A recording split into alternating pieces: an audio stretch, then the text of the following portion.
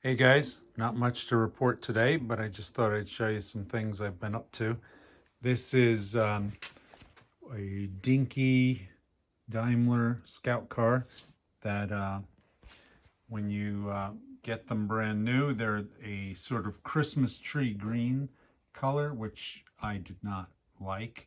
So I stripped it down to bare metal and I will prime it with a olive colored etching primer, and then I'll paint it camouflage.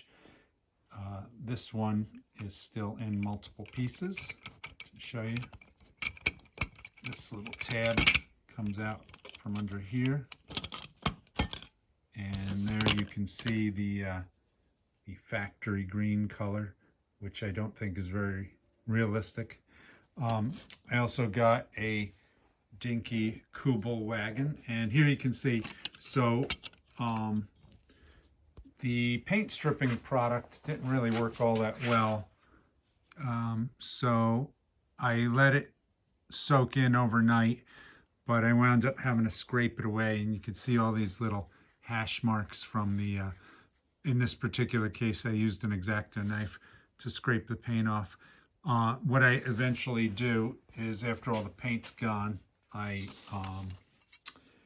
hit it with a Dremel, a wire brush on a Dremel tool, and that makes the final surface look more like this, and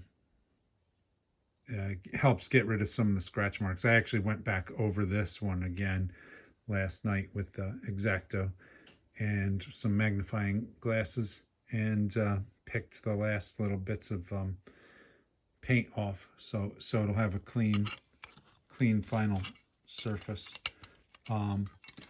So the once the Kubel wagon's done, I'll add it to my Kubel wagon fleet here. But this one is the proper scale for the 1/32 scale stuff. So I'm going to be easing off on haul posts like this because it's been a little slow at my day job. I'm self-employed and I've been chasing money, which finally started coming in. But my industry is theatrical. I build theatrical scenery, and it seems to be the dead time of season right now. So hopefully pretty soon the phone will start ringing and we'll be building some sets again soon. But until that comes, I'm going to lighten up on the purchases. But this is a good time to illustrate the dangers of late night eBaying when you want to embellish your 1/32 scale railroad set, and you're looking for things to dress up your field hospital, and you find a field hospital flag on eBay, and you don't pay much attention to the size. And this came yesterday. Fortunately, it only cost me a few dollars, but I wasn't really. It was late. I wasn't really paying attention, and it was only a couple bucks. But the thing's only like 3 inches tall. I was hoping to be a little bit bigger than that. But that arrived today, and then recently I got some more Del Prado figures. This one I've shown you already. This guy, I think he's a French, colonial French soldier from one of the African colonies, and he's hanging out at the hospital, I guess, because in case they need amputations, he's ready to hack off some limbs with his combat knife there.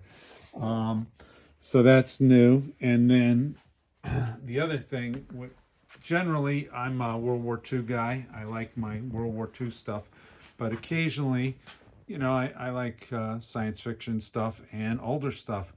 And I got a couple 1/35 scale World War I tanks.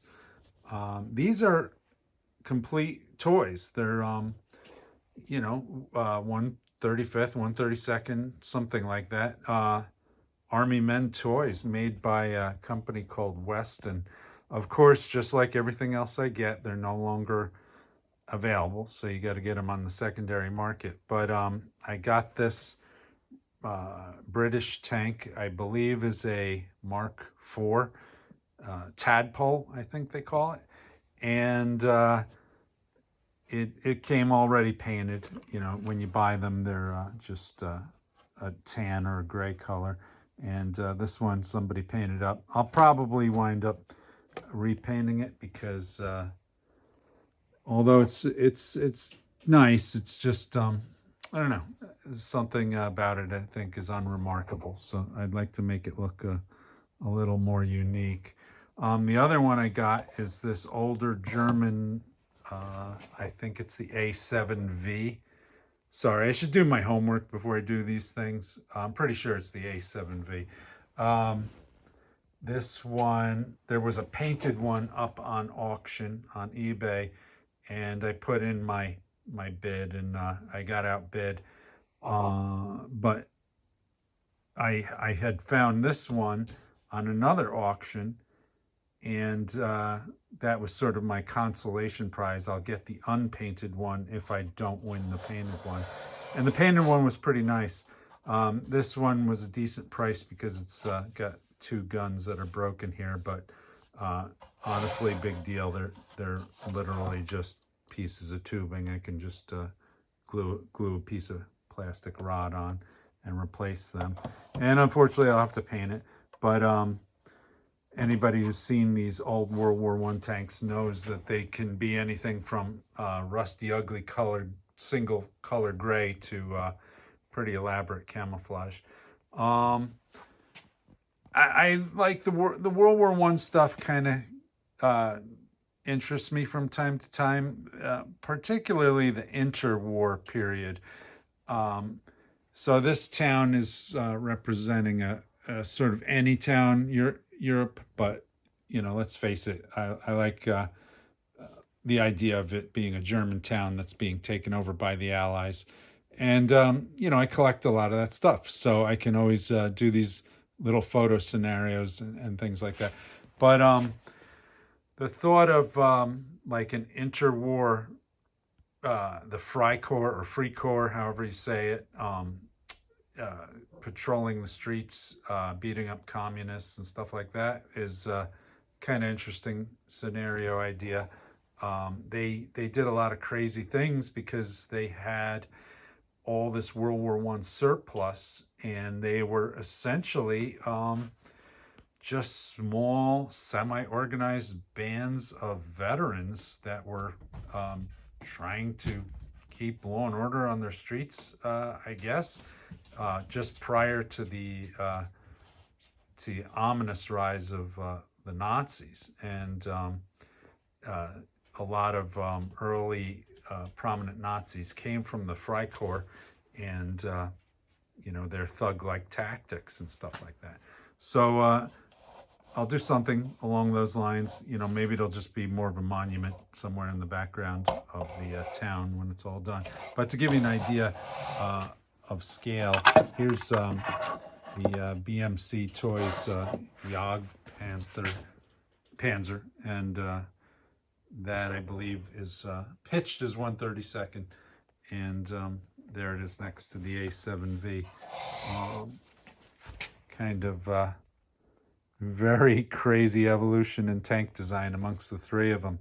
But that's that. I got a lot of painting to do, and I got a lot of time to do it. So hopefully, actually, I'm going to get more to these buildings first. These drive me crazy, and I'd like to get them looking at least semi presentable on a railroad layout. And then I can always move on to these things later. But hope you guys are all being productive with your hobbies and having a good day. Take care. Bye.